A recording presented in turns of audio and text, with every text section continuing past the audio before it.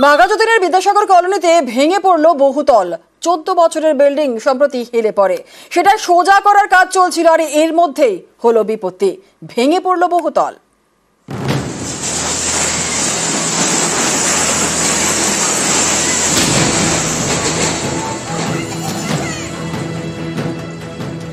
মঙ্গলবার তখন দুপুর বাঘাযতীনের বিদ্যাসাগর কলোনিতে ভেঙে পড়ে একটি বহুতল।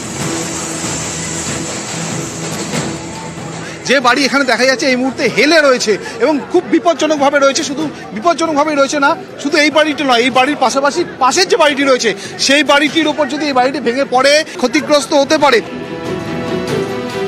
খবর শুনে এলাম যে বিল্ডিং পড়ে গেছে। আপনাদের যিনি প্রমোটার তিনি কি আপনাদের অন্য বাড়িতে শিফট করে দিয়েছিলেন? বলেছিলেন যে শিফট হয়ে যাওয়ার জন্য। তো আপনার ফ্ল্যাটটা হচ্ছে 3 তলায়। হ্যাঁ, ফ্ল্যাটে তো জিনিসপত্র রয়েছে এখন? সবই আছে।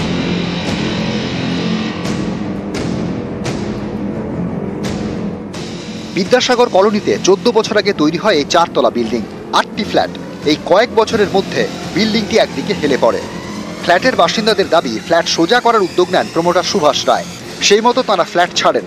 হরিয়ানার একটি সংস্থা কাজ শুরু করে।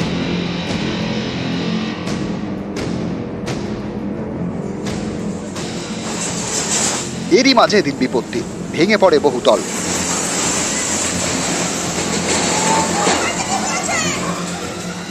এই ফ্ল্যাটটি 10 বছর পুরনো এবং একদিকে বেশ কিছুদিন আগে থেকে হেলে পড়ছিল। ইতিমধ্যে ঘটনাস্থলে ডিজাস্টার ম্যানেজমেন্ট এসে পৌঁছেছে, পুলিশ এসেছে, কর্ডন করা হয়েছে গোটা জায়গাটি। প্রমোটার নিজেই এসে আমাদের অফারটা দিয়েছে যে এখন চতুর্দিকে লিফটিং শিফটিং হচ্ছে, তোমরা তোমাদের ফ্ল্যাটটাকে লিফটিং করে নাও। এটা আমাদেরকে যেভাবে বোঝানো হয়েছে সেটা খুব নমিনাল ব্যাপার বোঝানো হয়েছে, বিকজ আমাদের জিনিসপত্র সব ভেতরে। আমরা যদি নিজেরা জানতাম তাহলে কি আমরা জিনিসপত্র বার করতাম না? আমাদের নিজেদের সর্বস্ব চলে গেছে ভেতরে। বহুতল হেলে একেবারে পাশের বাড়িতে, এতে পাশের বাড়ির ক্ষতির আশঙ্কা। সেটা রুখতে বহুতলটি ভেঙে ফেলার সিদ্ধান্ত নেয় কলকাতা পুরসভা। এদিনই শুরু করা হয় বহুতল ভাঙার কাজ।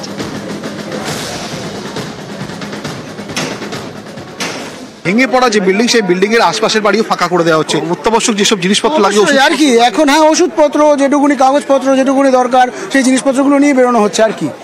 এখানে তো বাড়ি ফাঁকা করা তো সম্ভব না এরকম ভাবে পরিস্থিতিতে। এই বহুতলটি প্রমোটার সুভাষ রায়ের তৈরি। তার বাড়ি বাঘাযতী নেই, ভেতর থেকে তালা বন্ধ। আছেন কেউ বাড়িতে? সুভাষ বাবু, বাড়ি কিন্তু খোলা এবং ভেতর থেকে আটকানো, তবুও কেউ কোনো রকম ভাবে সাড়া দিচ্ছে না। এই প্রমোটারেরই খোঁজ চলছে। নিউজ 18 বাংলা। বাঘাযতীনে ভেঙে পড়ল বহুতল। অভিযোগ, বহুতলটি বেআইনিভাবে তৈরি করা হয়েছিল। প্রথমত জলাজমি বুঝিয়ে তৈরি করা হয়, আর দ্বিতীয়ত কলকাতা পুরসভার অনুমতি ছাড়াই বহুতলটি তৈরি করেন প্রমোটার। এখানেই শেষ নয়, বহুতলটি মেরামতির জন্য পুরসভার অনুমতি নেওয়া হয়নি বলেই অভিযোগ। আর তা সত্ত্বেও হেলে পড়া বিল্ডিংকে সোজা করার কাজ চলছিল। সোজা করার আগেই ভেঙে পড়ল বহুতল।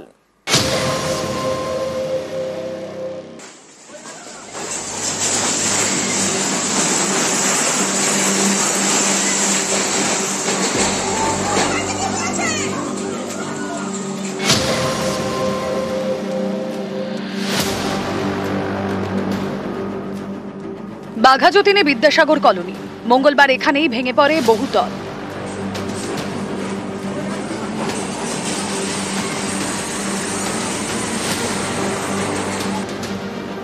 অভিযোগ, 2010 সালে এই বহুতল তৈরি হয়, পুরোটাই বেআইনিভাবে। পদে পদে নিয়ম ভাঙা হয়েছে বলে অভিযোগ।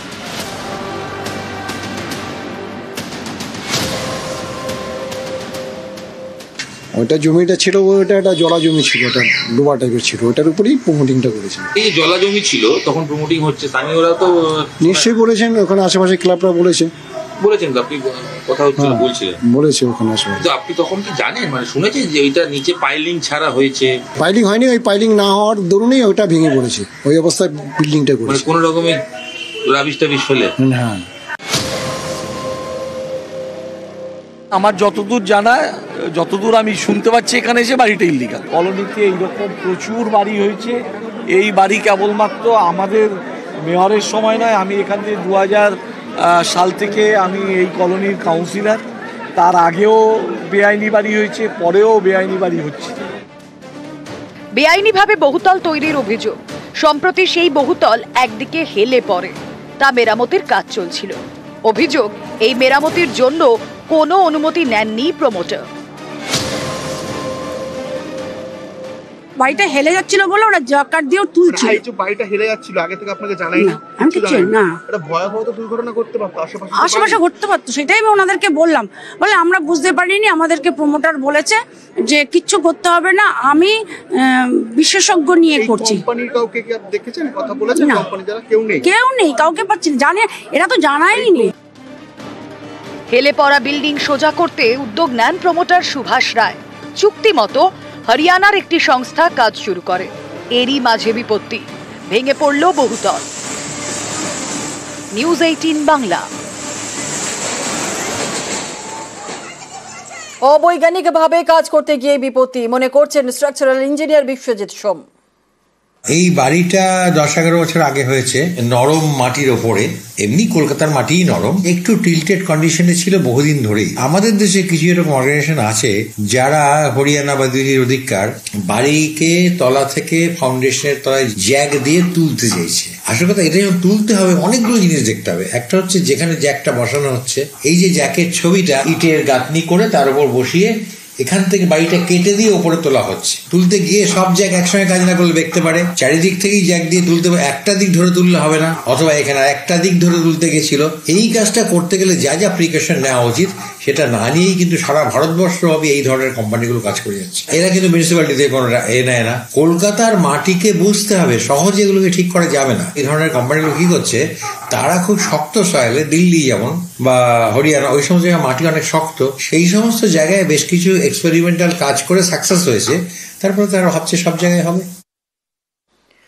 বজবজে দোকানে বেআইনি নির্মাণ, দোকান মালিককে না জানিয়ে নির্মাণ, জোর করে নির্মাণ কাজের অভিযোগ। ঠিক কি ঘটনা জানবো, আমাদের সঙ্গে রয়েছেন আমাদের প্রতিনিধি সমীর মণ্ডল। সমীর, কিভাবে বেআইনি নির্মাণ, পুরসভার তরফ থেকেই বা কি বলা হচ্ছে?